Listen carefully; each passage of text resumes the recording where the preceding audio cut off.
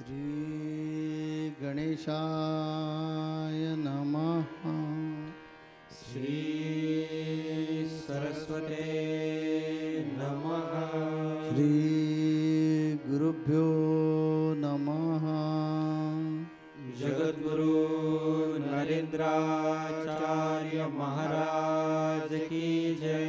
सद्गुरु काडसिद्धेश्वर महाराज की जय। संत शिरोमणि गजानन महाराज की जय। आद्य जगद्गुरु रामानंदाचार्य महाराज की जय। सिया वल्लभ रामचंद्र की जय। गुरुर्ब्रह्मा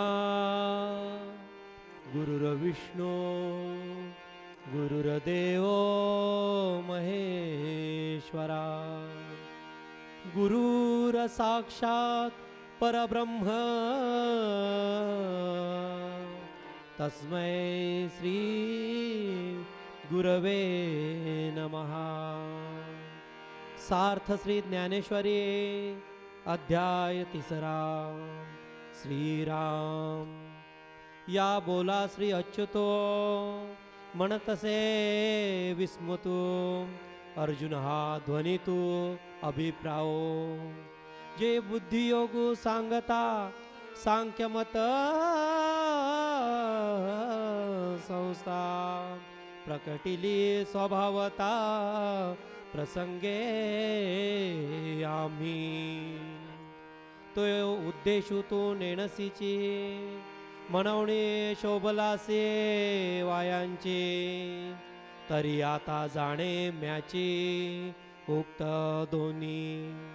अवधारी वीर श्रेष्ठा ये लोकी या दोन्ही निष्ठा। मजची पासूने प्रगटा अनादी सिद्धा। एको ज्ञान योगो म्हणजे जो सांख्य अनुष्ठिजे। जेत ओळखी सवे पाविजे तद्रूपता। पुंडलीक वरदे हर विठ्ठल। श्री ज्ञानदेव तुकाराम पंढरीनाथ महाराज की जय। जगद्गुरु नरेंद्राचार्य महाराज की जय। अनंत श्री विभूषित जगतगुरु रामानंदाचार्य श्री स्वामी नरेंद्राचार्य जी के चरण कमलों में वंदन। और उसी प्रकार इस सत्संग में उपस्थित स्वामी जी के प्रिय सभी भक्तों को, शिष्यों को, सारे श्रोताओं को मेरा सांप्रदायिक श्री गुरुदेव। सार्थ श्री ज्ञानेश्वरी कि पिछले पंक्तियों में अर्थात पिछले सत्संग में हमने सुना कि जगतगुरु श्री ने हमें बताया अर्जुन किस प्रकार से व्यथित हो चुका है। और वो व्यथित होकर भगवान श्री कृष्ण से कहता है कि हे जनार्दन, हे माधव, आपकी इन गूढ़ बातों से, आपके इन गहरी बातों से मेरी जो ये बुद्धि है वो भ्रमित हो चुकी है। मुझे समझ में नहीं आ रहा कि आपका कहने का तात्पर्य क्या है। अर्थात भगवान कृष्ण अर्जुन को जो समझाना चाहते हैं वो अर्जुन के समझ में नहीं आ रही, या तो फिर अर्जुन अब युद्ध करने से भागना चाहता है, इसीलिए वो अब ज्ञान मार्ग का सहारा लेकर कर्म मार्ग से, कर्म से भाग रहा है, कर्म से बचना चाह रहा है। इसलिए वो कहता है कि हे माधव, हे जनार्दन, आप कृपा करके मुझे इन अर्थों को थोड़ी सरलता से, थोड़ी और भी सरल रूप से समझाने की कृपा करें। इस बात पर भगवान श्री कृष्ण अर्जुन को क्या समझाएंगे और कर्मयोग के बारे में भगवान श्री कृष्ण अर्जुन को क्या बताने वाले हैं, अर्जुन को किस प्रकार से इस स्थिति से भगवान श्री कृष्ण बाहर निकालेंगे, इन्हीं बातों का वर्णन संत ज्ञानेश्वर जी ने ज्ञानेश्वरी की अगली पंक्तियों में किया है। आइए उसे देखें। अर्जुन की ऐसी बातों को सुनकर भगवान श्री कृष्ण अत्यंत ही आश्चर्यचकित होकर उसे देखने लगते हैं, आश्चर्यचकित हो जाते हैं और वो उससे कहते हैं, लोके अस्मिनम द्विविधा निष्ठा पुरा प्रोक्ता मया नघ ज्ञान योगेन सांख्यानाम कर्म योगेन योगिनाम।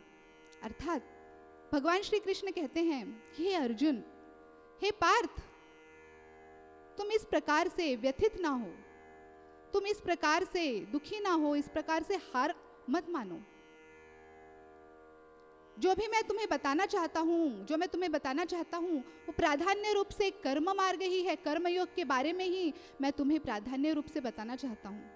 किंतु कर्म मार्ग को बताते हुए, कर्मयोग को बताते हुए ज्ञान मार्ग की जो विशिष्ट जानकारी है, जिसे जान लेना तुम्हारे लिए अत्यंत आवश्यक है, उन जानकारियों का व्याख्यान मैंने तुम्हारे समक्ष रखा, उसकी जानकारी तुम्हें दी है।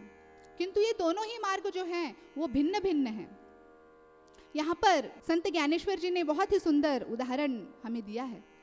वो कहते हैं कि जिस प्रकार से एक वृक्ष होता है और वृक्ष पर मधुर फल लगे होते हैं, तो मान लीजिए कि किसी पक्षी को अगर उस फल को प्राप्त करना हो तो किस प्रकार से प्राप्त करेगा? वो अत्यंत ही तीव्र गति से उड़ान भर के उस फल को प्राप्त कर लेगा। किंतु अगर वही फल एक मनुष्य को प्राप्त करना हो तो वो क्या करेगा? वो दौड़कर या फिर चलकर उस वृक्ष तक जाएगा, उसे उस वृक्ष पर चढ़ना पड़ेगा, उसके बाद जहां वो फल लगा होगा उस डाल पर जाकर उसे तोड़ना होगा, उसके बाद ही वो फल उस मनुष्य को प्राप्त होगा। कहने का तात्पर्य ये है कि जो ज्ञान मार्ग के साधक होते हैं, ज्ञान मार्ग के अभ्यासक होते हैं, वो अत्यंत ही तीव्र गति से एक पक्षी की भांति उस फल तक पहुंच जाते हैं, अर्थात आत्म साक्षात्कार की ओर बढ़ते हैं, आत्म साक्षात्कार को प्राप्त करते हैं। और उसी जगह जो कर्म मार्ग के अभ्यासक होते हैं, कर्म मार्ग के साधक होते हैं, वो धीमी गति से धीरे धीरे आत्म साक्षात्कार की ओर बढ़ते हैं और आत्म साक्षात्कार को प्राप्त करते हैं। भगवान श्री कृष्ण अर्जुन को यही समझाना चाहते हैं कि हे पार्थ, इन दोनों मार्गों को तुम सम्यक रूप से ना देखो। जिस प्रकार से दो नदियां अलग अलग दिशाओं में जब बहती हैं तो उस दोनों नदियों के मार्ग अलग अलग होते हैं, भिन्न भिन्न होते हैं, किंतु उनकी मंजिल क्या होती है? सागर होती है। वो जाकर सागर में ही विलीन हो जाती हैं। ठीक उसी प्रकार से ज्ञान मार्ग और कर्म मार्ग, इन दोनों ही मार्गों के उपासक जो होते हैं, इनके मार्ग अलग अलग होते हैं, किंतु उनकी जो मंजिल होती है, जो ध्येय होता है, जो लक्ष्य होता है, वो एक ही होता है, वो होता है आत्म साक्षात्कार। भगवान श्री कृष्ण कहते हैं कि तुमने मेरी बातों को ठीक से समझा नहीं, उसका तुमने ठीक से निरीक्षण नहीं किया, इसलिए तुम इसे समझ नहीं पा रहे। यहाँ अर्जुन की स्थिति को जानने के लिए एक छोटी सी कथा देखेंगे, फिर हम आगे बढ़ेंगे। एक सभा चल रही थी, एक हॉल में एक सभा चल रही थी। वो सभा एक वैज्ञानिक और उसके विद्यार्थियों के बीच में वो सभा चल रही थी। तो सभा में विद्यार्थियों ने उस वैज्ञानिक से पूछा कि सर, कृपा करके हमें बताइए कि विज्ञान के क्षेत्र में सबसे महत्वपूर्ण बात क्या होती है। तो उस वैज्ञानिक ने कहा कि विज्ञान के क्षेत्र में दो बातें अत्यंत ही महत्वपूर्ण होती हैं। पहला होता है करेज अर्थात साहस, और दूसरा होता है ऑब्जर्वेशन अर्थात निरीक्षण। और फिर उस वैज्ञानिक ने कहा कि इस बात को सिद्ध करने के लिए एक छोटा सा प्रयोग मैं तुम सभी के सामने यहाँ पर करके दिखाऊंगा। और ध्यान रखना, ठीक से इस बात का निरीक्षण करना, क्योंकि यही प्रयोग तुम्हें भी करना है, बारी बारी तुम सभी को इस प्रयोग को करना है। इस बात को सुनकर सारे विद्यार्थी टकटकी लगाकर वैज्ञानिक की ओर देखने लगे कि वो क्या कर रहे हैं। वैज्ञानिक ने एक पात्र में बहुत ही कड़वे पदार्थों से मिला हुआ एक मिश्रण तैयार किया, जो कि बहुत ही कड़वा था, अत्यंत ही कड़वा था। उसने उस पात्र को अपने हाथों में उठाया, उसमें अपनी उंगली डाली और उस घोल को घोलने लगे। और सारे बच्चों के देखते ही देखते उस वैज्ञानिक ने उस उंगली को अपनी जिह्वा पर रख लिया, अपनी जबान पर रख लिया। सारे बच्चों ने देखा कि वो वैज्ञानिक अत्यंत ही सहज बने हुए थे, उनके चेहरे पर कोई भाव उत्पन्न नहीं हुआ था।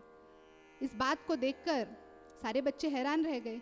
और जब बारी आई बच्चों की, विद्यार्थियों की, तो सारे विद्यार्थियों ने जब ये प्रयोग को किया तो बहुत से विद्यार्थियों को वो जो स्वाद था अत्यंत ही कड़वा लगा, अत्यंत ही कटु लगा। कुछ विद्यार्थियों को खांसी आ गई, कुछ विद्यार्थियों ने तो उल्टियां भी कर दी।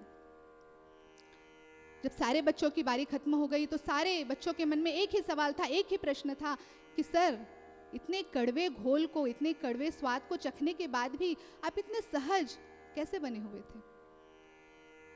तब उस वैज्ञानिक ने कहा कि बच्चों, जहाँ तक बात आती है साहस की, तो साहस में तो तुम सभी उत्तीर्ण हो, सभी 100 में से 100 नंबर तुमने लाए हैं, क्योंकि इतने कड़वे घोल को जानकर उसे चखना ये बड़े ही साहस की बात है।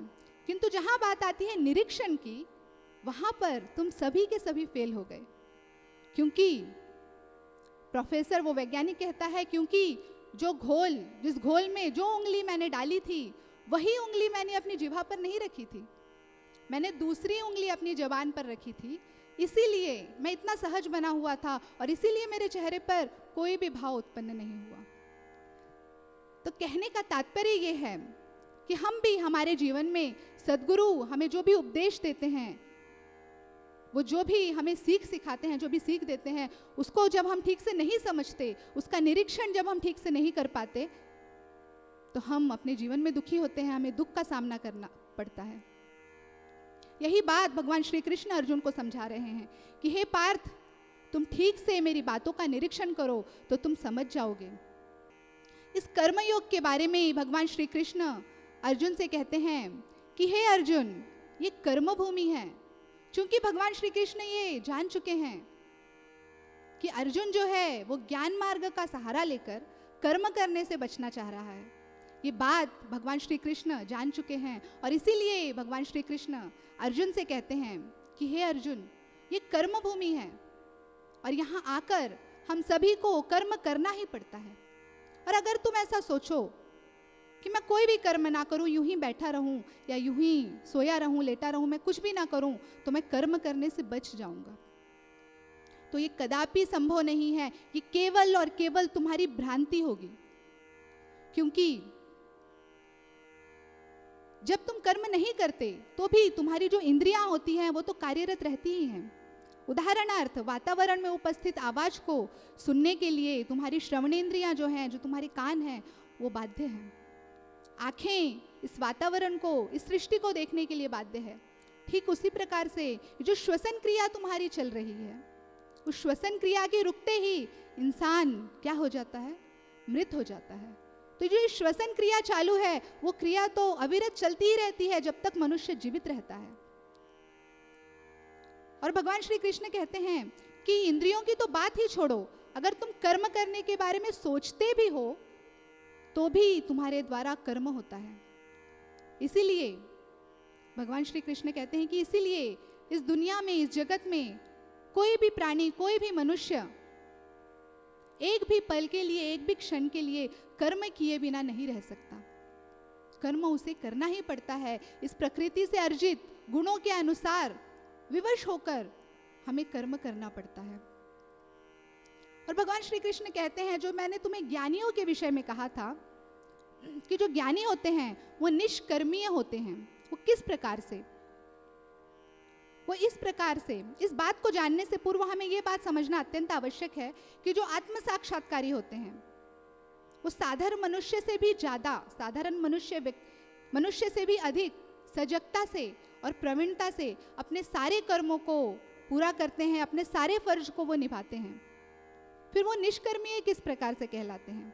वो इस प्रकार से कि वो जब वो आत्मज्ञान को प्राप्त करते हैं तो वो ये जान जाते हैं कि मैं एक शरीर नहीं अपितु मैं एक आत्मा हूं, और इसीलिए उनकी जो देह बुद्धि होती है वो देह बुद्धि क्षीण हो जाती है। तो देह के प्रति अनासक्त होने के कारण वो इस देह में रहकर भी, शरीर में रहकर भी विदेही बने रहते हैं। ठीक उसी प्रकार से जब भी वो कोई कर्म करते हैं तो वो कर्म पूरी सजगता से करते हैं, किंतु वो अपने कर्म के प्रति क्या होते हैं? अनासक्त होते हैं, और इसीलिए वो कर्ता होकर भी अकर्ता कहलाते हैं। ऐसा इसीलिए होता है कि जब भी हम कोई कर्म करते हैं, जब उस कर्म को हम आसक्ति से करते हैं, उसमें आसक्ति रखकर, स्वार्थ रखकर करते हैं, तो वो कार्य बंधन बन जाता है, अर्थात ही वो कर्म बन जाता है। ठीक उसी प्रकार से अगर किसी कार्य को हम निस्वार्थ वृत्ति से करें, अनासक्त होकर करें, तो वो क्या होता है? बंधन नहीं होता, अर्थात ही वो कर्म नहीं होता, तब वो अकर्म कहलाता है। इसी बात को हमें समझना आवश्यक है। और जो ये आत्म साक्षात्कार की अवस्था होती है, विदेही रहने की अवस्था होती है, या अकर्ता बने रहने की अवस्था होती है, यह उस व्यक्ति की, व्यक्ति विशेष की आंतरिक और वैयक्तिक अनुभूति होती है, उसका व्यवहारिक तौर पर अर्थात बाहरी तौर पर, शारीरिक तौर पर कर्म करने से या न करने से उसका कोई भी कहीं भी संबंध नहीं होता। और वही अनुभूति प्राप्त करना यानी आत्म साक्षात्कार। और भगवान श्री कृष्ण कहते हैं कि उसी अनुभूति को प्राप्त करना, उसी ज्ञान को प्राप्त करना हमारे जीवन का अंतिम ध्येय है, हमारे जीवन का अंतिम लक्ष्य है। और जब तक हम उस लक्ष्य को प्राप्त नहीं करते, हमें जन्म और मरण के फेरों में घूमना पड़ता है, हमारा जीवन यूं ही व्यर्थ हो जाता है। इस विषय में बहुत ही सुंदर पंक्ति मुझे याद आती है। आहार निद्रा भय मैथुन सर्व योनि सम समान, परंतु मनुष्य देहीचे ज्ञान अधिक जाण सर्वांशी। अर्थात खाना पीना सोना उठना, इस प्रकार के जो कर्म होते हैं, इस प्रकार की जो क्रियाएं होती हैं, वो सभी प्राणियों में और मनुष्यों में एक जैसी होती है।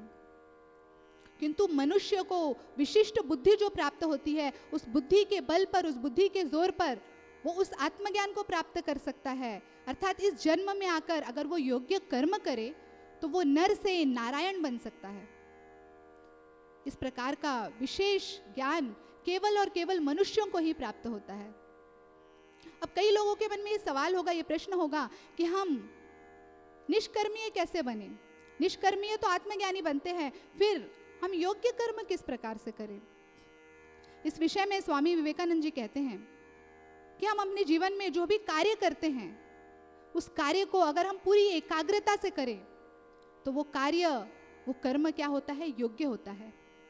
इस बात का और फल की अपेक्षा नहीं पकड़ना चाहिए मन में कि ये जो हम कर्म कर रहे हैं, ये कर्म का फायदा हमें क्या मिलेगा, तो अकर्म हो जाएगा। और अकर्म करने के लिए कि नहीं ये मेरी ड्यूटी है, ऐसे नहीं समझना। मजबूरी समझकर करना ये गलत है। यह भगवान ने दिया हुआ सेवा है और ये करनी ही चाहिए। और जो हम कर रहे हैं उसमें मेरा कुछ नहीं है, ऐसे समझना चाहिए, तो अकर्म हो जाता है। ऐसे क्यों? क्योंकि देखिए ना कि ये जो हाथ हमें मिले ये अपने नहीं है, ये अष्टधा प्रकृति के हाथ है। अष्टधा प्रकृति से तैयार हो गए।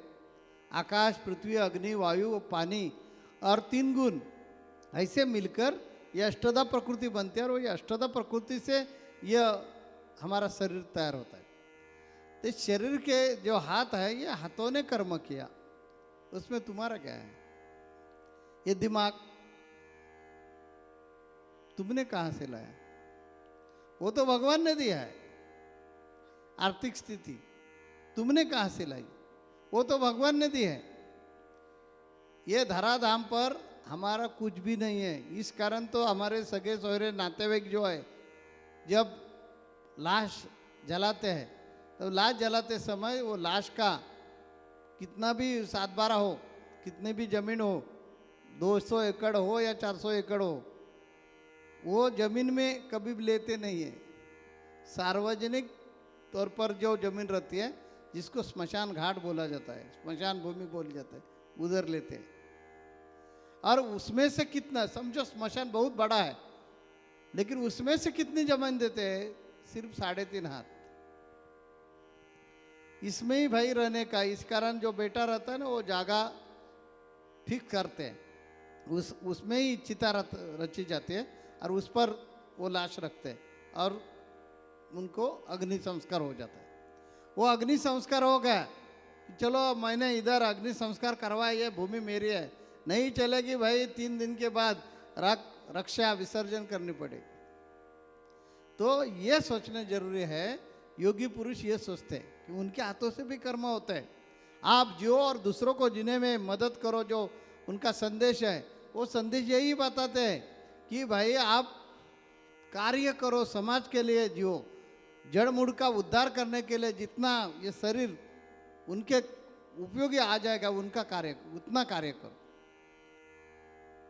लेकिन हम क्या समझते हैं? ये हम नहीं करेंगे, हम करते हैं। जैसे अर्जुन को भ्रांति हो गई है कि हमने युद्ध किया तो ये सब मर जाएंगे और इसका सारा पाप मेरे माथे पर लग जाएगा। इस कारण तो भगवान कृष्ण के पास वो बार बार युक्ति लुप्ति निकाल कर भागने का कोशिश कर रहे हैं ना। अभी भगवान को उन्होंने बराबर ऐसे मौके पर पकड़ दिया है कि देखिए भगवान, आप बोल रहे हैं कि ज्ञान योग से आपने बताया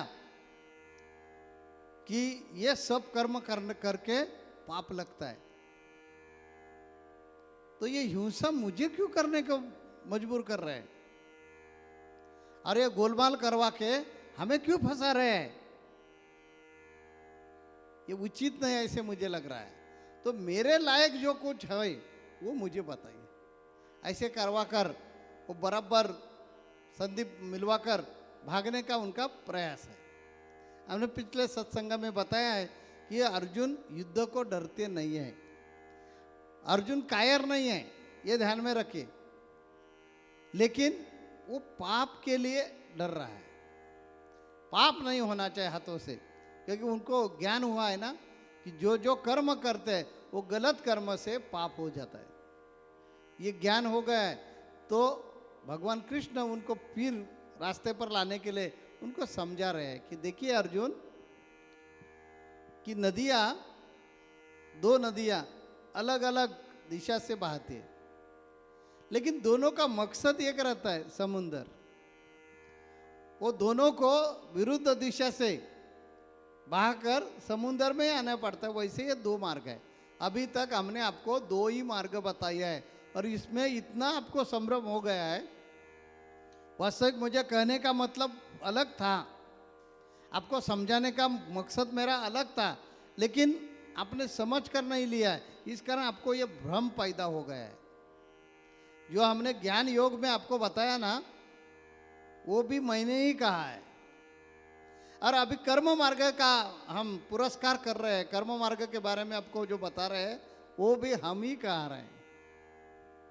और देखिए बेटा, जो माँ बोलती है ना वो सही रहता है, ये भी बराबर है, ये भी बराबर। जो दो चीज माँ बताती है उसमें एक गलत है और एक योग्य है, ऐसे नहीं।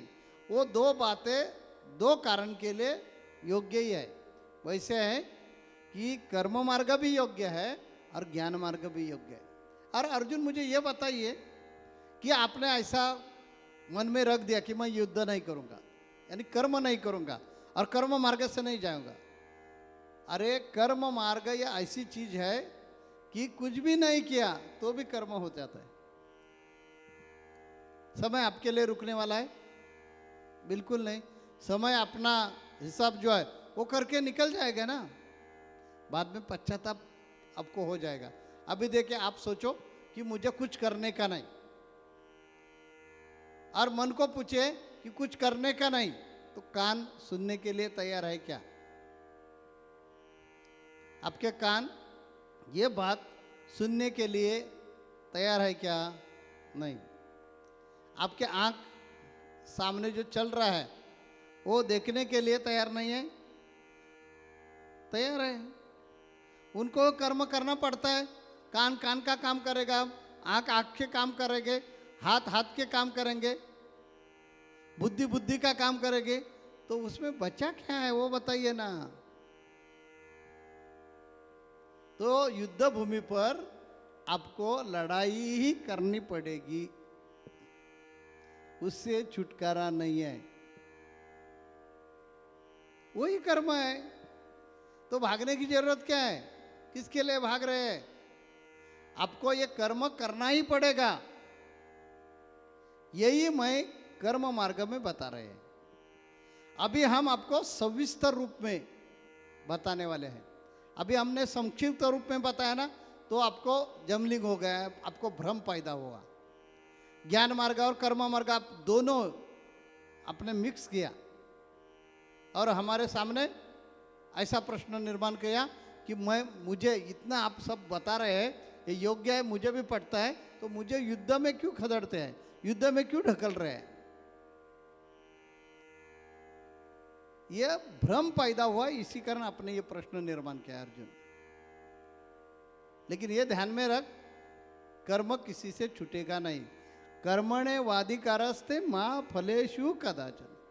कर्म करना अपना काम ही है, फर्ज ही है, फल की अपेक्षा नहीं करना चाहिए। वैसे युद्ध आपको करना ही पड़ेगा, उसमें कितने मर गए, कितने जीवित रह गए, किसका जय हुआ, किसका पराजय हुआ, ये फल की अपेक्षा मत रखो, लेकिन युद्ध करना पड़ेगा। इसलिए आप शांति से अभी सुनिए कि ये कर्म मार्ग विस्तार स्वरूप में हम आपको बताएंगे, और वो कर्म मार्ग आपको मालूम हो गया कि आप ही बोलेंगे नहीं नहीं हम युद्ध करेंगे।